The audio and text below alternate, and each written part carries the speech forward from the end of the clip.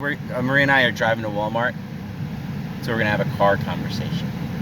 Car conversation? Yes, Marie and Anthony's car conversations. It's a new thing. No, it isn't new, but I'm gonna call this video. I don't know. Maybe I will. Maybe I won't. Anyway, I came out of the post office and I just started talking to Marie about how I just sold this Fontanini clown for like 40 bucks, and when I bought them, they were very inexpensive, and I was like, I was on a Fontanini kick. I was seeing everything Fontanini. You have to explain what Fontanini is. They're resin or plastic. Yeah, now they're kind of this hard plastic. Figures. Yeah, they're like almost like a hard rubber plastic, but they're very durable. They are buy them new. Very expensive, like because 20, 30, in Florida, 40. There was this like place that had a Shell Factory Christmas section, and they had a whole shout out to Shell Factory for Fontanini. Yep. And the stuff was expensive. The guys that own plastic. Oh yeah, the guys that own the Shell Factories are like almost business geniuses in my opinion. You know, they have the flea market, they have Shell Factory, they have a zoo, they have like Subway, they have the post office. It's like they have it's almost like golf. Yeah, miniature golf. It's almost like if it were apocalyptic, you could just go there and survive. And you know what I mean? They have like everything: food, shelter, clothing, souvenirs. I survived the apocalypse. Here's a stupid shell from the Shell Factory. But so anyway, I came out and I just sold this Fontanini thing for 40 bucks clown, right? And I realized that I bought these very inexpensively at an estate sale, and everybody left them. You know, they were just stuff nobody kind of wanted to do. We've lately been just picking up leftovers that we know we can make money on. Yeah, we haven't been going early because we just don't want to mix. I don't want to be standing in line. Yeah, I'm gonna say mix with the riff-raff, but I don't mean riff-raff. I mean just people that are just like the more you mix with people, the more the chance of your exposure. But it's also going to be annoying because a lot of the you know, they're following the rules and they're only letting so many people in the house at a time. Yeah, now it's cold. You know, so it's cold out, and I don't want to have to. I'd rather. And I'm not into like. It's just there's plenty of stuff to buy. Where, you know, people are just like grabbing stuff. Yeah. There's plenty of stuff to buy. I'm not into fighting with people anymore. I'll just it doesn't matter. Come in afterwards and. I mean, it's like there's so much stuff to get. I just like it's endless. It's endless. As long as you're not that particular, you know. But getting back to the Fontanini, so we go to the sale, and everything's gone. And I go, hey, they got a bunch of Fontanini clowns, right now. And it's the end of the day for them because we just go late, right? Well, see, that's the other thing. If you go later, they're more negotiable. Get rid of stuff. So. Yeah. Well, that's how I got the gumball machine yesterday. Yeah. Everybody left a gumball machine for $10 in box. No way. He was asking like 20 bucks for it or something like that, right? The thing is only worth like 30 to 40, right? So at the end of the day I went, I'm like, the box was crushed, so it's not a collector piece. Nobody's going to collect it anyway. It's, you know, they're going to use it. But the box is crushed. I say, hey, how much a gumball machine? He says 10 bucks. I'm like, boom, I'll do 10 bucks every day. 15 maybe, you know, because again, I'm only going to get like 25 to 30 for it. It's not worth that much, right? He says 10, right price, end of the day. It's a big enough item for him to get rid of. But that's what happened with the Fontanini clowns. It was the end of the day. Nobody wants to deal with them because they're kind of ugly, first of all. Well, I don't like them. You know, I think they're very period. You know what I mean? It's very like 60s, 70s when those kind of everybody for some reason was into clowns. I don't know why. It was like this weird thing where creepy. Yeah, everybody was into creepy clowns, like hanging them on the walls, scaring the kids. Oh, the deer is dead. I totally missed it. It might be in this video. Yeah, everybody was into creepy clowns. I don't know. Maybe circuses were still a big thing. They weren't out of business yet. Don't know. I don't know why everybody liked clowns for that period of time in the 70s, you know. But they're very dated, and you just have to get clown collectors. And I don't know a lot of kids that are collecting. If they're collecting clowns, they're collecting the clowns right now from, say, Spawn. You know that clown? Or It. Or the only other, let me see, another clown I can think of that's relatively new and pretty scary. Not friendly clowns. Not the last friendly clown, the newest friendly clown. Ask me, all clowns are a little scary. No, but the last friendly clown that was like a real person, right? But friendly.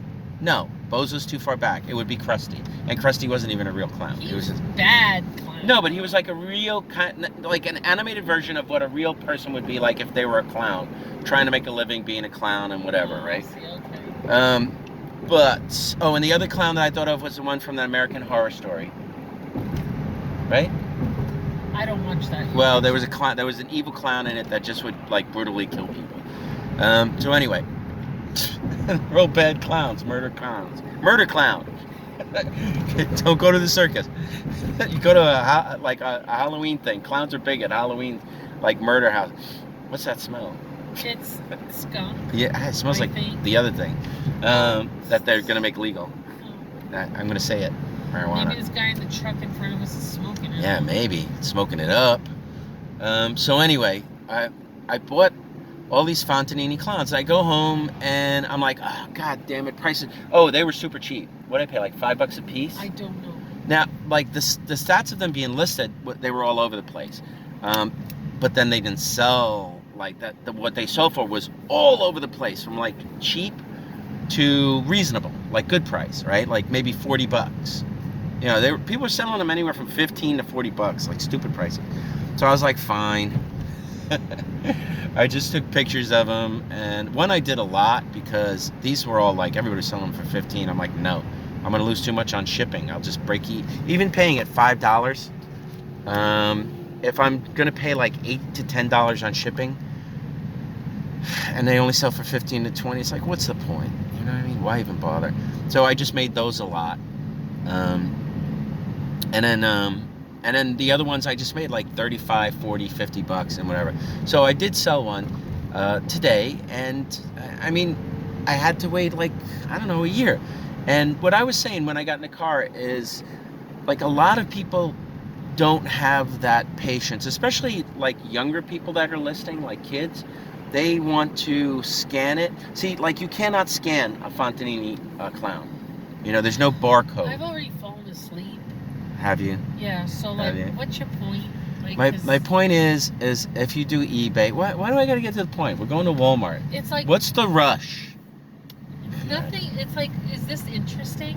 I don't know. Some people, basically, what I'm gonna tell people that are listening to this is that don't overlook stuff that you can't scan if you want to do what we do, and you may not want to do what we do. It's a lot of work.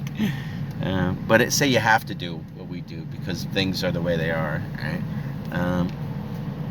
Just because you can't scan it doesn't mean it's not worth buying, and just because it doesn't sell in a minute, you know, doesn't mean it's not worth buying, because that's where the higher profit items are a lot of times. Because the problem with everybody being able to scan everything and finding out immediately what the value of it is, what the sell rate of it is, how long it takes to sell, you know, all that stuff, right?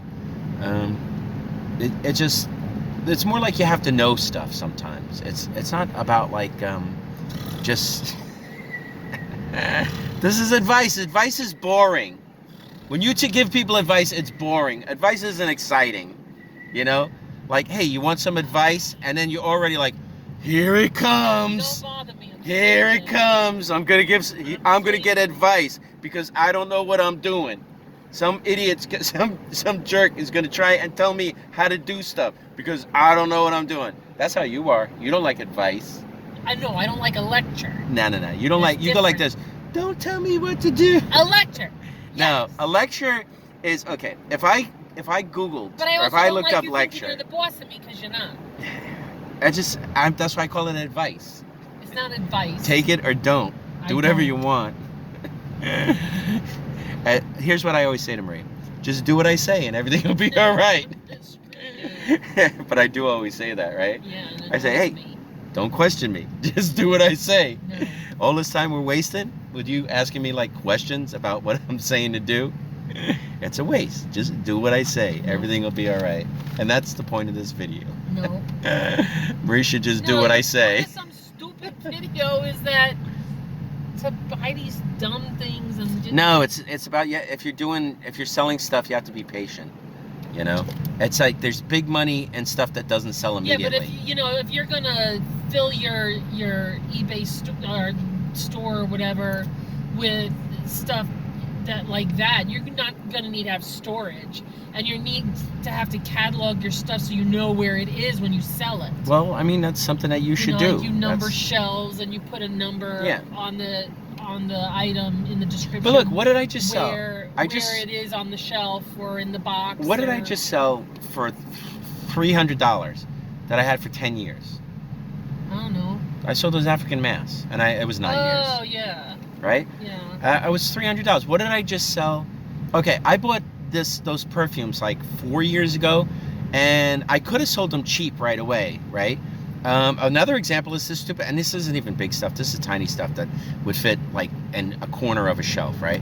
But I got these perfumes like years back, and I saw that they could sell for as much as $160, right? So what I did was I didn't put them all like buy it now. I got 10 of them, just buy them all, you know, because then I'd be getting a lot of stupid offers, people just bugging me. So what I do is I list one at a time, $160. So they're super rare. You know, I just happen to have 10 of them. Here's another example. I'm giving small examples of small items. Keith Haring things. Yeah, the Keith Haring things. We just sold 2 pins. I'm sorry, a pair, what was it, earrings? We sold a pendant and a pair. Oh, we sold a pair of earrings and a pendant. I bought these Keith Haring things either 20 years ago, something like that, probably 20 years ago, right? And I just was putting them on, and I knew they were good when I bought them 20 years ago because I knew who the hell Keith Haring was. And we tried to sell them at flea markets, and just nobody knew.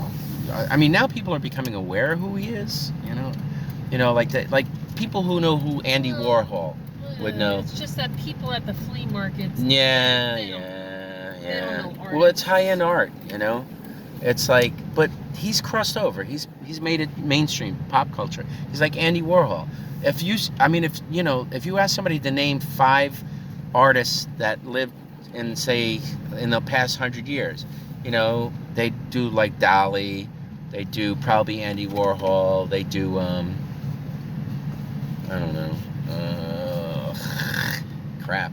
I can't help you because I fell back to sleep. All right, you know what? We're at Walmart. Point of this video is Marie should do what I say, and everything will turn out right. I don't even know anymore. Well, go ahead. You give the point of the video then. From I don't your know. Perspective. Like you started with the Fontanini clown. Yeah, you know what? Just buy whatever and be patient when it doesn't sell right away. That's the point of it. And that was helpful. I'm out of here. Bye. Hey, look at the birds. Look at the pretty birds. They're lovely. All right. Bye. Yeah, that's like.